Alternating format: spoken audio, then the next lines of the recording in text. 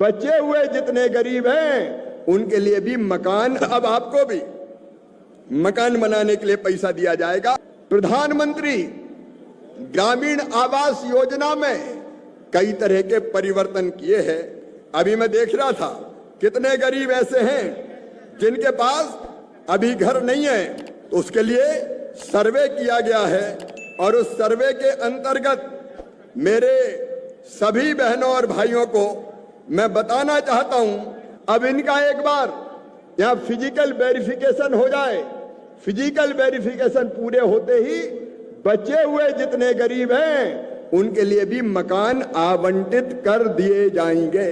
किसी पात्र आदमी का घर कट नहीं जाए किसी भी कीमत पर, क्योंकि अभी नाम कट गए तो वो बिना घर के रह जाएंगे। और हमने नियमों में बदलाव किया है, 3 बड़े परिवर्तन नियमों में किए हैं। एक, पहले प्रधानमंत्री आवास योजना में ये नियम था कि अगर किसी के पास 2 पहिया वाहन हो, मोटरसाइकिल हो, स्कूटर हो, तो उसको मकान नहीं मिलेगा। अब बताओ बारह वालों, बिना मोटरसाइकिल के कोई बचा है क्या आज? मजदूर भी मजदूरी करने जाता है तो मोटरसाइकिल पे बैठ के ही जाता है। जाता कि नहीं जाता? अरे जाता है कि नहीं जाता? और इसलिए हमने परिवर्तन कर दिया। हमने परिवर्तन कर दिया कि हम जिनके पास 2 पहिया वाहन होंगे उनको भी मकान देंगे, उनको मकान से वंचित नहीं करेंगे। बोलो भाइयों, ठीक है कि नहीं?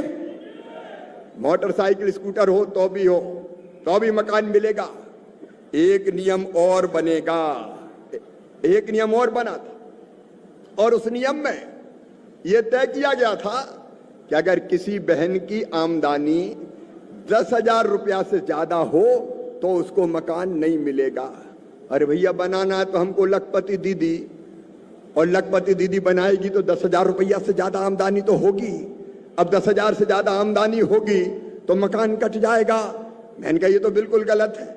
बताओ गलत है कि नहीं है?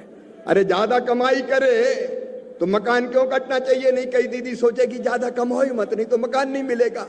और इसलिए अब तय कर दिया है कि 15,000 रुपया महीना भी अगर मेरी बहन की आमदनी होगी तो भी उसको मकान दिया जाएगा। बोलो ठीक है कि नहीं? और तीसरी चीज, जब मैं कृषि मंत्री हूं तो मन में यह बात भी आई कि किसान जिसके पास खेती है, छोटी खेती, तो छोटा किसान तो बेचारा दिन और रात मजदूरी करता है खेतों में, उसकी आमदनी इतनी नहीं होती कि वो आसानी से अपना मकान बना सके।